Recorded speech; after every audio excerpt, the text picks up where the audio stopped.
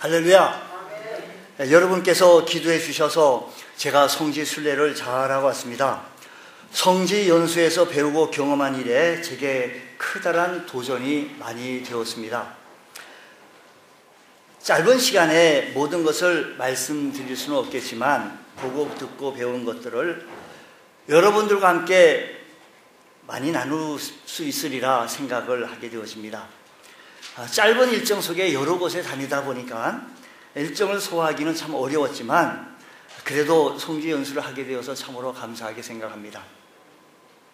오늘 아침에도 성지 순례 중에 보았던 것 중에 그 중에 한 곳, 감명 깊게 보았던 것을 함께 나누고자 합니다. 우리가 함께 읽었던 13절에 있는 말씀이 예수께서 가이사랴 빌립보 지방에 이르러 제자들에게 이렇게 말합니다. 사람들이 인자를 보고 누구라 그러냐?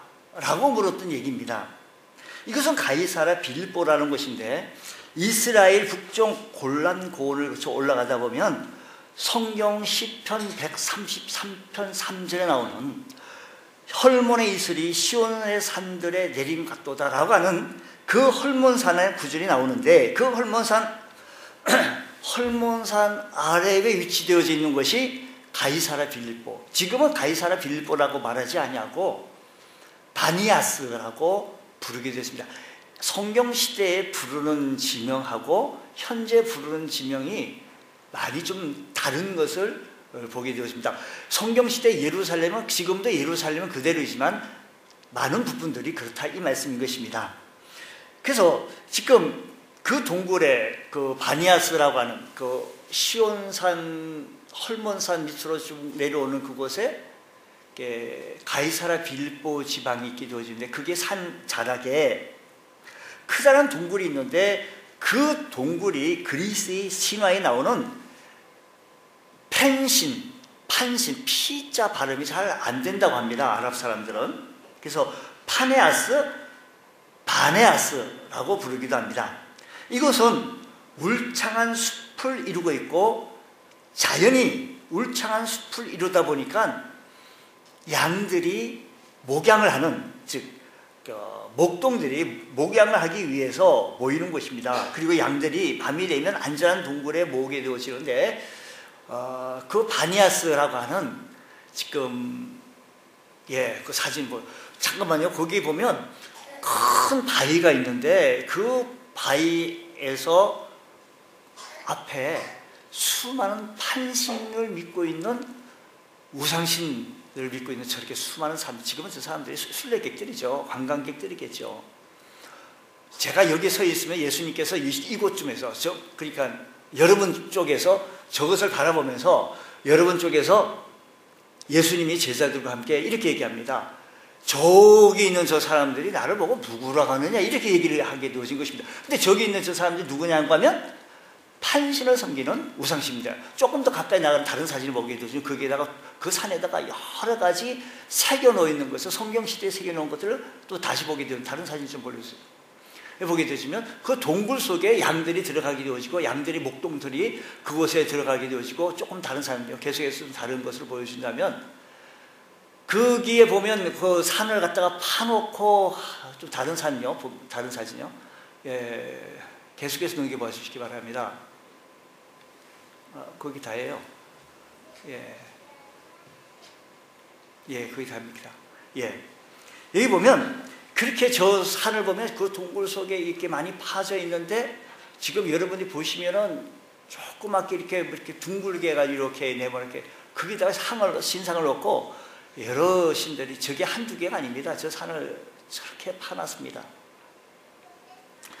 이렇게 사람이 만든 우상제단이 가득한 장소 한가운데서 예수님께서 묻습니다. 제자들에게 사람들이 저기 있는 저 사람들이 저 우상 섬기는 저 사람들이 나를 보고 누구라고 하느냐라는 것이 말입니다.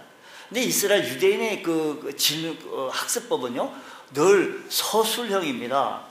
학생들을 어린이들이 그냥 너 학교 가서 무슨 질문했니, 뭘 배웠니가 아니라 무엇을 질문했니 라는 거예요.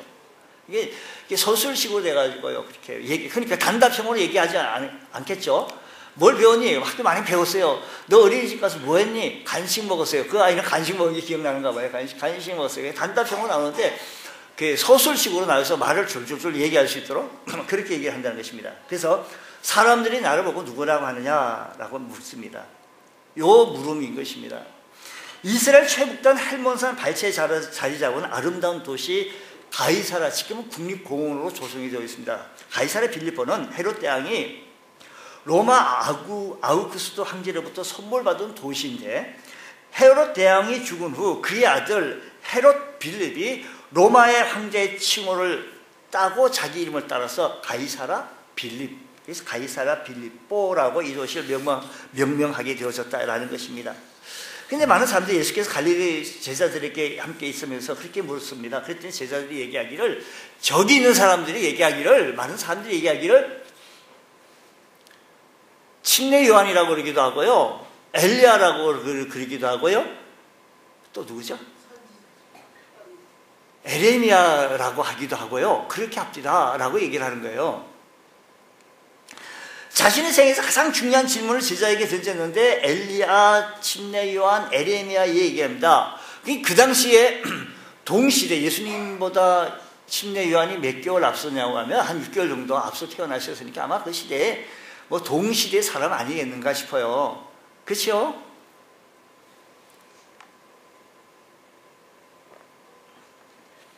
제가 한 주간 말씀을 못 준 거가 해가지고 여러분들이 많이 그리웠어요. 많이 그립다 보니까 한 주간 제 설교를 안 들어서 그러시는지 지금 무슨 얘기 하시는가, 지금 이렇게 제가 이렇게 서로 이게 통하는 게 없어가지고 지금 제가 그거에 대해서 있어서 우리가 예배 드렸던 예배 그 설교 예배 모든 관계를 지금 봤어요. 그래서 저도 같이 예배를 드렸어요. 거기서 오늘 요즘 시스템이 너무 좋아가지고 여러분, 오늘 우리가 예배 드렸는데 저 12시간 비행해서 날아간 이스라엘 나라 땅에서도 우리 여러분들과 함께 드렸던 예배를 저도 같이 드리면서 예배를 드렸으니까 얼마나 참 이게, 여기 참가는 육신으로 참석하지 못해서 먼 곳에 같이 봤다라는 거죠. 자, 이제 우리가 하나님의 말씀을 들을 때 이 말씀이 무엇인지 우리가 처음 듣는 얘기가 아니니까, 자, 침례 요한은 동시대 사람 인물로서 아마 그때 대단하셨던 것 같아요.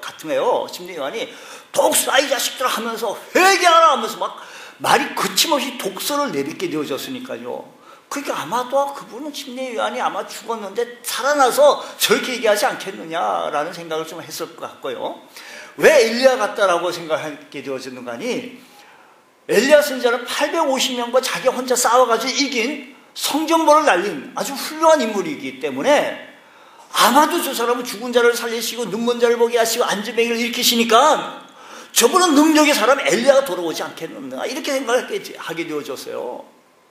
또 에레미야와 같다라고 얘기했는데, 에레미야는 눈물의 선지자고 정말 예수님 바라보니까 눈물의 선지자인 것 같고, 예수님의 모습을 가르침을 보니까 선지자 에레미야처럼 정말로 자세히 잘 가르치는 모습을 보니까 능력이 있으니까 에레미야 같더라고 합시다라고 얘기를 하게 되어진 겁니다.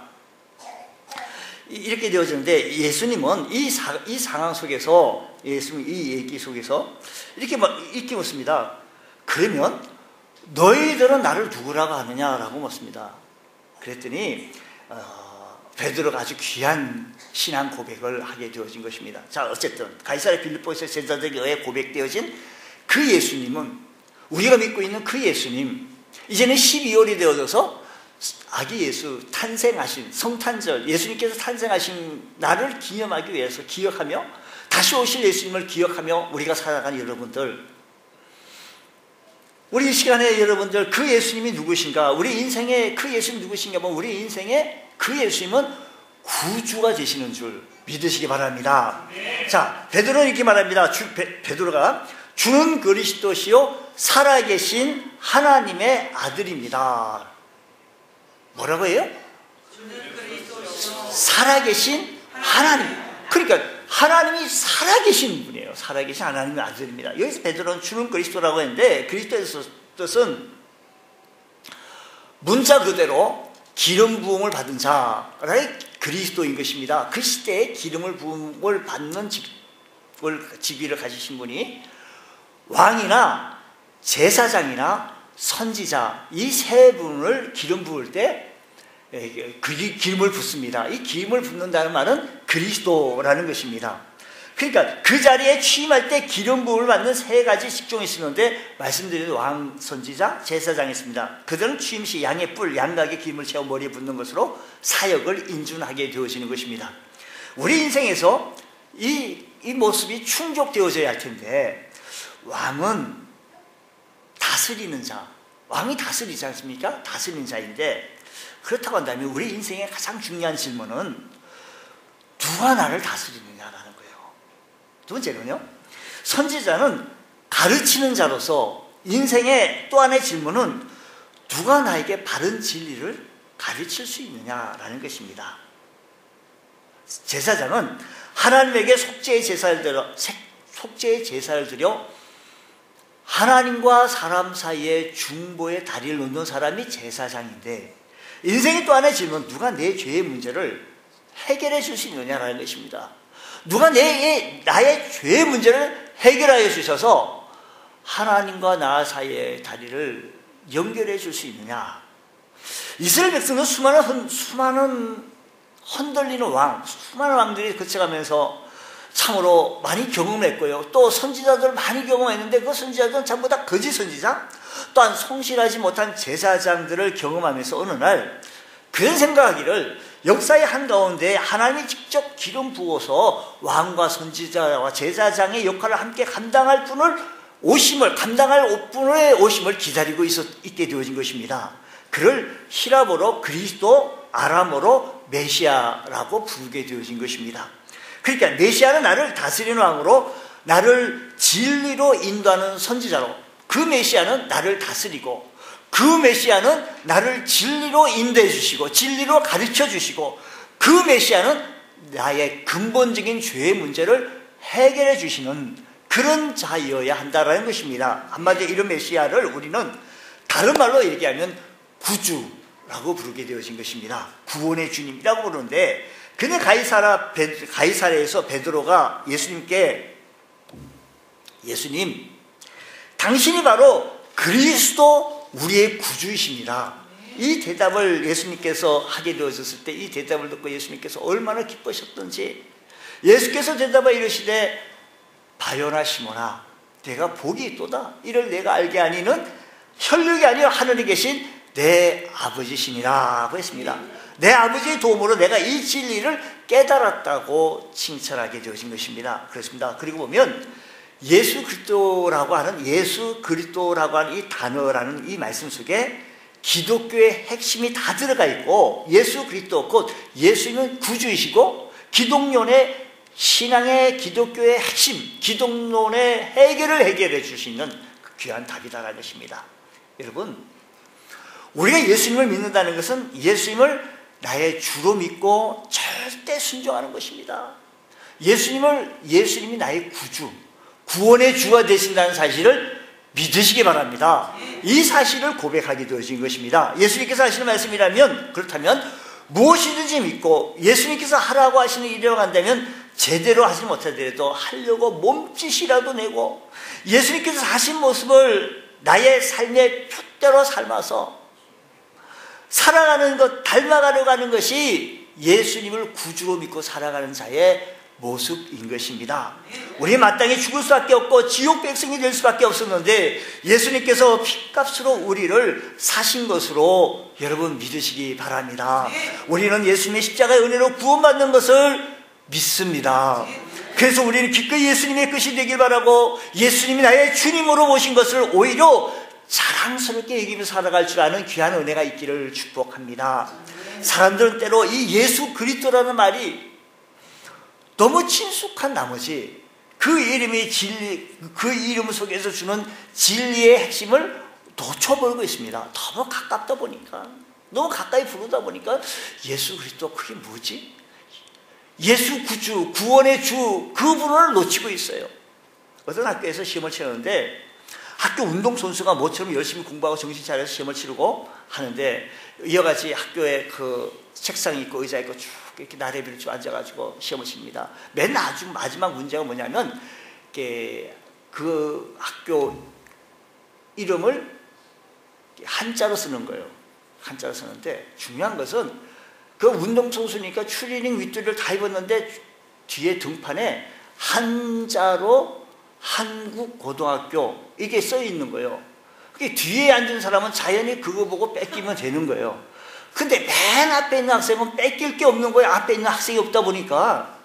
그게 맨 앞에 앉아 있었지만 실제로 답을 못 주는 거예요. 무슨 말입니까 하면 가장 가까이 있는 사람이 오히려 정답을 알지 못하고 우리는 지금 우리들이 느끼고 있는 정말 우리들 그리스도인이 예수 그리스도라는 말을 잘 모르고 예수가 구세주인 줄 모르고 구원주를 또 다른 어디에서 좀 구해보려고 살아나고 있지는 아니한지요. 예, 예수가 그리스도, 예수님이 구주이십니다. 예수가 구세주이십니다. 이것이 기도의 교회이고 세상을 구원하신 분, 나를 죄에서 구원하신 분. 골고다 언덕이 참 높은 곳에 있는데 이 지구의 둥글게 있는 이 지구의 꼭지점이 골고다라는 거죠. 예수님께서 골고다 언덕에서 보혈을 흘렸다면 이 지구 온 세계를 보혈로 덮는다라는 의미도 있다라는 것이죠. 예수님께서 보혈로 전 세계를 덮었다. 나를 영원한 나라로 인도하신다는 것입니다. 그분이 그래서 구세주 그리스도이신 것입니다. 주의 제자들이 부활하신 예수를 만난 후 성령을 받아 생명을 바쳐 증거한 증거의 내용이 뭐냐면 예수는 그리스도라는 것을 증거하게 되어진 것입니다. 이 한마디의 증거를 위해서 저들은 생명을 걸었고 그들은 원래 예수님을 다 내버리고 도망쳤던 사람들이었습니다만 부활하신 주님을 만난 후 생명을 걸고 복음을 증거하게 되어졌는데 그 말씀이 예수님 그리스도이십니다. 예수님은 구세주이십니다. 오늘 우리들의 삶의 현장에서 구원의 감격과 구원의 감동 속에서 오늘도 살아나갈 줄 아는 자가 되어져서 하나님의 자녀가 되어진 이 신분을 망각하지 아니하며 어디에 있든지 하나님 앞에 예배하기를 즐겨하며 하나님 앞에 감사하기를 즐거워할 수 있는 귀한 은혜가 있기를 원합니다. 예수님은 세상에 오셔서 하나님 뜻을 보여주셨고 우리 모든 죄를 사하시기 위해서 십자가에서 죽으셨습니다. 그분의 죽음은 우리 모두 죄값을 대신 치러주셨다는 것입니다. 예수님께 십자가에서 죄를 담당하셨기에 우리에게는 구원의 길이 열렸는 줄 믿으시기 바랍니다. 예수님의 이 고백을 바로 했던 이 베드로, 예수님께서 나를 하나님의 자녀로 만드시고 나를 하나님의 나라로 인도해 주실 분이 그 예수 그리스도, 예수님은 구세주이신 것을 믿으시기 바랍니다. 이 고백이 우리 성도 여러분들에게 분명한 고백이 되어져서 이 고백으로 날마다 세상 가운데서 하늘의 풍성함을 누리며 살아갈 줄 아는 복된 성도 되시기 바랍니다. 이 고백으로 파도처럼 밀려오는 세파와 유혹 속에서도 능히 이기는 믿음의 권속들 다 되시기를 축복합니다. 자, 주는 그리스도시요 그 다음에 살아계신 하나님의 아들입니다 라고 했습니다. 예수님이 하나님의 아들이라는 고백이죠. 쉽게 설명해 봅니다. 하나님의 아들이라는 말은 예수님은 누구라는 얘기인가 하니 하나님이라는 얘기입니다. 사람의 아들, 사람이라는 얘기입니다. 위격, 아버지와 아들, 사람입니다. 격은 다르지만 사람이라는 것입니다. 하나님의 아들, 하나님이다라는 것입니다. 그러니까 하나님이 낳은 하나님의 아들은 하나님이지요. 그러니까 하나님과 하나님의 아들은 본성 혹은 속성이 같으신 분이다라는 것입니다. 이것이 삼위일체의 모습입니다. 삼위일체는 너무 어렵게 생각하실 필요가 없습니다. 아버지 아들은 위격에서 구별되지만 본질적 속성이 동일하시기 때문에 하나님 아버지와 하나님 아들은 다 같이 하나님이란 의미인 것을 믿으시기 바랍니다. 나와 내 아들은 분명히 구별되어 존재지만 같은 인간인 것은 틀림없습니다. 근데 하나님은 하나님의 아들. 그래서 시편이라고 하는 성경은 신약 성경이 아니고 무슨 성경이라고 그래요? 구약 성경이라고 합니다. 구약 성경 시편 2편 7편의 말씀을 보면 일반적으로 메시아를 예언한 대표적인 구약 말씀이 예언한 말씀이요. 2편 7편의 말씀 보면 내가 여호와의 명령을 전하노라. 하나님의 명령을 전하는데 여호와께서 내게 이르시되 너는 내 아들이라. 너는 내 아들이라. 오늘날 내가 너를 낳았다. 오늘 내가 너를 낳았다. 우리가 하나님이 낳으신 아들이 구세주라는 것입니다. 하나님이 낳으신 아들이라고 한다면 그 아들도 하나님 아니겠습니까? 우리가요, 이 노래를요, 힘들고 지쳐 낭망하고 넘어져 일어날 힘이 전혀 없을 때 조용히다가 손잡아 주시며 나에게 말씀하시네. 나에게 실망하며 내 자신 연약해 고통 속에 눈물 흘릴 때 못자국 난 그 손길 눈물 닦아주시며 나에게 말씀하시네. 우리가요, 이 찬양만 할 것이 아니라 정말로 이 찬양 속에서 그분은 하나님, 살아계신 하나님인 것을 체험하시면서 노래하시기 바랍니다. 우리 함께 하시겠습니다.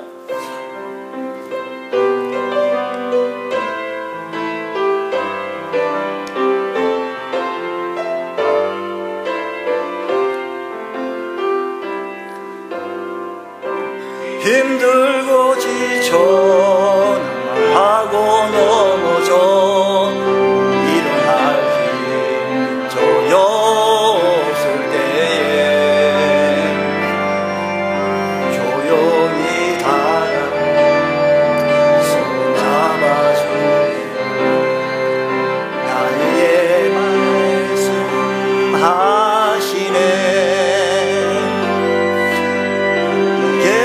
실망하며 내 자신 연약해 고통 속에 눈물 흘릴 때에 자국 난 그 손길 눈물 닦아주시며 나에게 말씀하시네.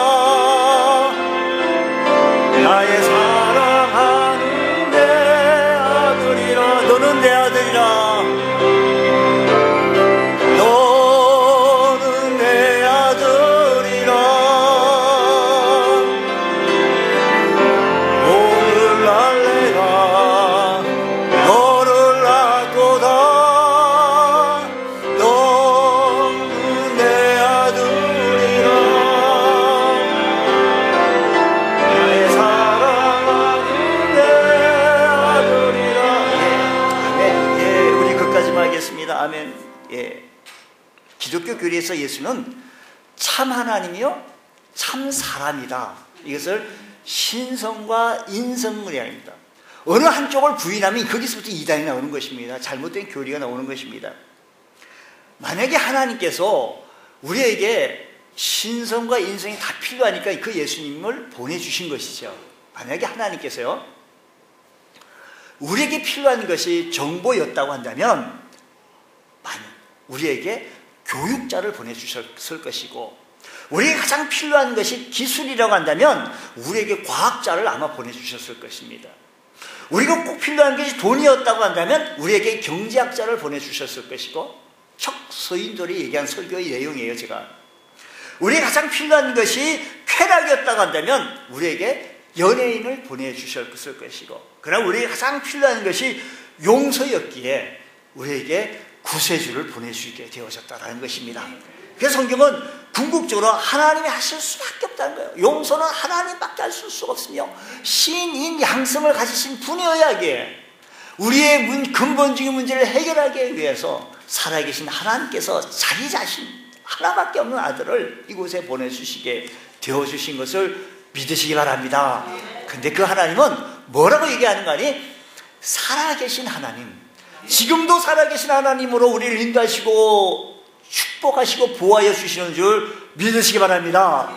예수님은 옛날에 세상에 오셨다가 옛날에 십자가에 죽으신 역사의 한 인물이 아니다라는 것입니다. 지금 우리 가운데 계시고 우리 함께 하시며 지금도 역사하시는 권능의 하나님이신 줄 믿으시기 바랍니다. 그러므로 살아계신 하나님이신 줄 믿으시기 바랍니다.